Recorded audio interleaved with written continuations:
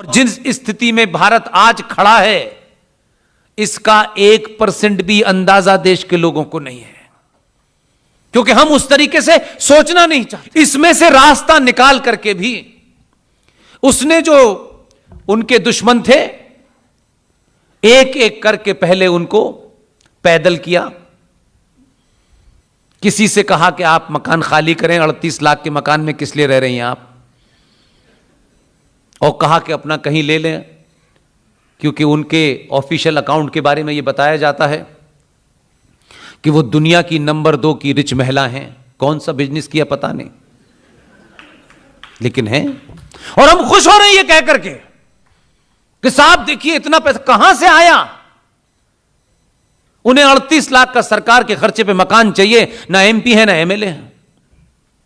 पहले उन्हें पैदल किया और फिर इस बार पूरे गाजे बाजे के साथ जो 26 जनवरी मनाई जाती है हमारे यहां रिपब्लिक डे, उस रिपब्लिक डे की तैयारियां 24 जनवरी से शुरू हो जाती हैं। यानी ऑफिशियल कार्यक्रम 24 जनवरी से शुरू होता है। उसने कहा एक दिन पीछे ले जाना चाहता हूं मैं। सुभाष चंद्र बोस 23 जनवरी को पैदा हुए थे।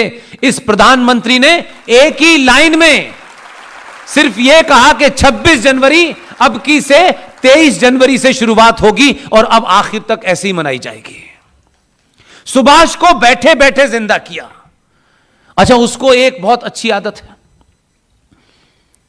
दोस्तों से भले ही वो खुश रहता है नहीं रहता मुझे नहीं पता, लेकिन जो उससे नाराज रहते हैं बीच बीच में उनको चढ़ाता रहता है। उनको लगता है कि तुम पंजों पे खड़े रहो, अभी तुम आराम से बैठो मत, मैं फिर नया कुछ करने वाला हूं। जैसे ही लोग इस सदमे से बाहर आए कि 26 जनवरी अब सुभाष चंद्र बोस के जन्मदिन से शुरू होने वाली है, 5 दिन बाद खुद गया और कहा कि यहां इंडिया गेट पर ये जो कैनोपी खड़ी हुई है, जिस कैनोपी के अंदर ब्रिटिश साम्राज्य की नींव रखने वाला जॉर्ज पंजम की मूर्ति लगी हुई थी, उसको हटाकर के कुछ चाटुकारों ने कई बार कोशिश की कि वहां इंदिरा गांधी की लगाते हैं। भाग्य देखिए, इसीलिए मैंने कहा यकीन रखिए अपने ऊपर, थोड़ा धैर्य रखिए अपने ऊपर।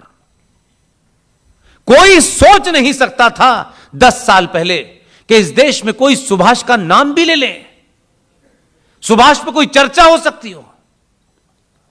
उसने अपनी ताकत से देश का मूड जानते हुए उसको लगने लगा कि अब फूल वाले चचा इस समाज में कम पैदा हो रहे हैं, सुभाष ज्यादा पैदा हो रहे हैं।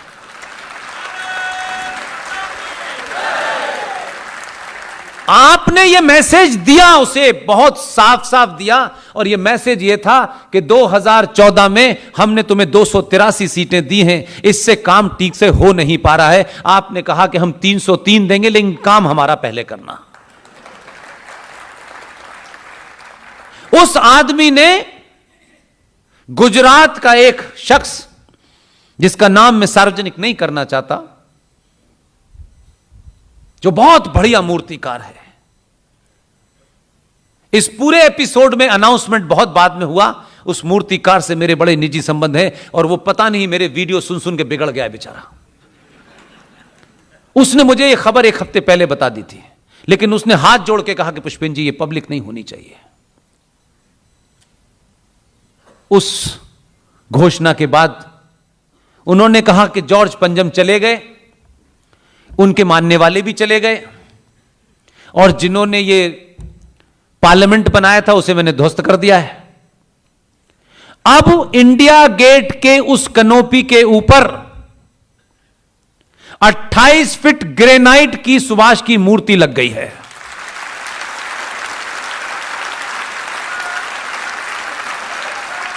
आने वाली नस्लें जब उस सुभाष को देखेंगी तो उसके उस पराक्रम के बारे में जानेंगी,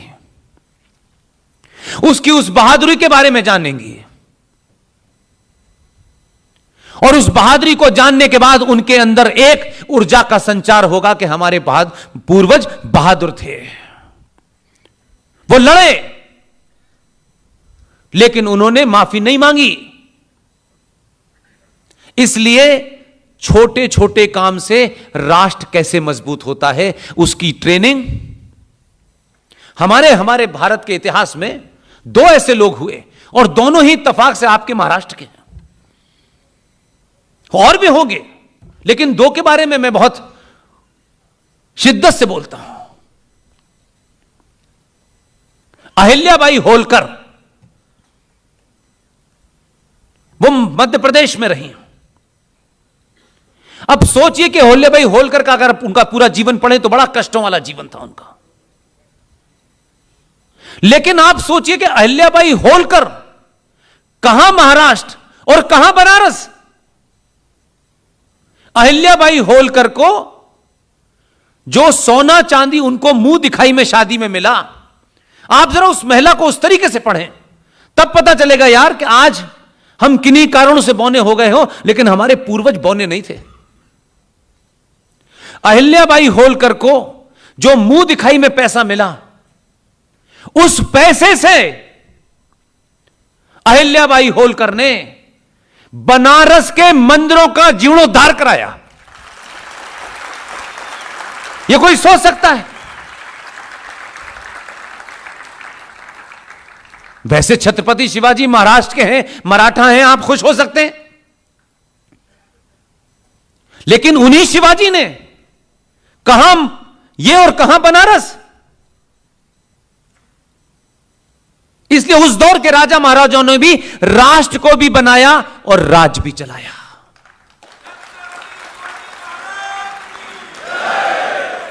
छत्रपति शिवाजी यहां से बनारस तक जाते हैं और घाटों का निर्माण कराते हैं।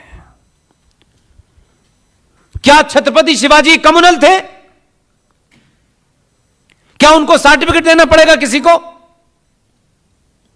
क्या राज सत्ताओं का काम सिर्फ राज चलाना ही होता है, राष्ट्र से कोई लेना देना नहीं होता है?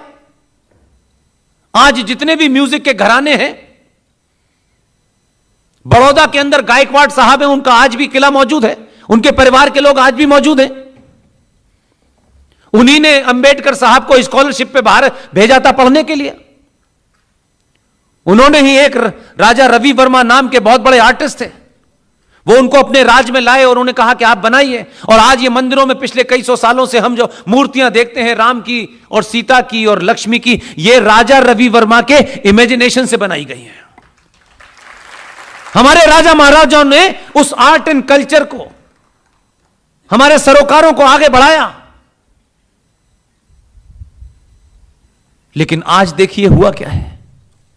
आपकी ताकत, बार बार कह रहा हूं मैं, एक आदमी शपथ लेता है भारत के संविधान की, हम तो जरा सी कपड़ा बदल लें, अगर ये बेचारे वर्दी में जो हैं, इनके प्रोटोकॉल में अलाउ नहीं है।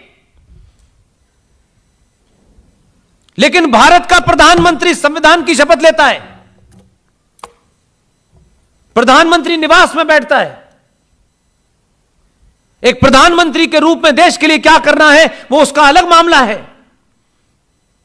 लेकिन यहां से राष्ट्र और देश की परिभाषा को दो हिस्सों में बांट देता है। इसलिए देश का जो उसका काम है वो करे, मुझे उसमें कोई इंटरेस्ट नहीं है। लेकिन एक राजा का काम सिर्फ भूमि के टुकड़े भारत को बचाना नहीं है, उसके लिए सेना है, पुलिस है, सब है। एक राजा का काम सदियों से हम जो देख रहे हैं, राष्ट्र की परंपराओं और सरोकारों को बचाना भी है। इसलिए प्रधानमंत्री बना, जीता, उसने चिंता नहीं करी कि अंकल सैम के यहां जाना है, वो नहीं गया। और हम क्योंकि आदी हो चुके हैं अंकल सैम के दरबार में नतमस्तक होने में, पैंट टाई पहन के जाने में, आप सोचिए कि वो शख्स प्रधानमंत्री बनने के बाद नेपाल गया। लोगों ने कहा नेपाल चला गया। अब जिन्हें अपने साथ जाते थे और पूरा हेलीकॉप्टर भर के जाता था, उन्हें लगा कि यार नेपाल चला गया, नेपाल में क्या रखा है, वहां तो वो भी नहीं मिलती जो शाम 7 बजे के बाद पीते हैं, ये बड़ा बेकार टाइप का पीएम है। वो गया, देखिए मैं यहीं से कह रहा हूं, उसने प्रधानमंत्री का पद उसके साथ जब तक है तब तक रहेगा। वो अपोलोजिस्टिक नहीं था भाई। प्रधानमंत्री के ऑफिस में बैठ करके प्रधानमंत्री की जो जिम्मेदारियां, जो उसका दायित्व है, वो अपनी जगह है।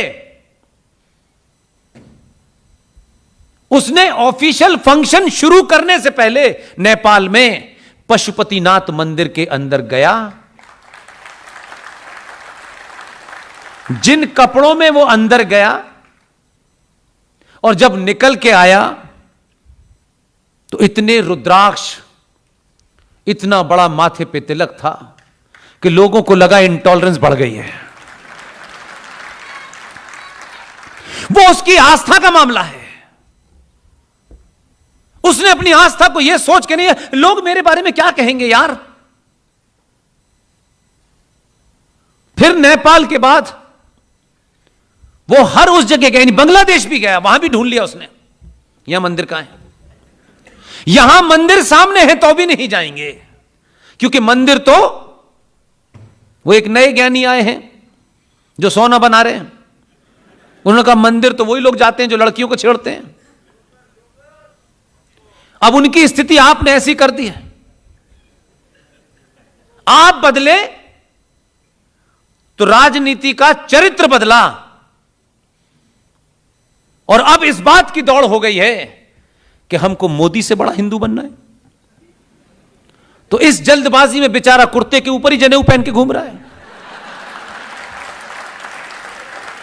किसी तरह देख लो, और कौन सा पहनूं, कुर्ते के नीचे पहनूं, कभी मंदिर जाता है कभी आता है, उसकी कुछ समझ। अपने पिता पे शर्माने लगे, अपनी मां पे शर्माने लगे। अब भी पिता ही है जिसकी पैर की उंगलियों में पुराने बिश्वेल हैं, पुरानी सी एक पायल है, देहाती अंदाज में वो जमीन पे बैठ जाती है। तो जिस दिन उस बेटी को और उस लड़के को अपनी मां को मेहमानों के सामने बिठाने में शर्म आएगी, समझ लिए समाप्त हो गया।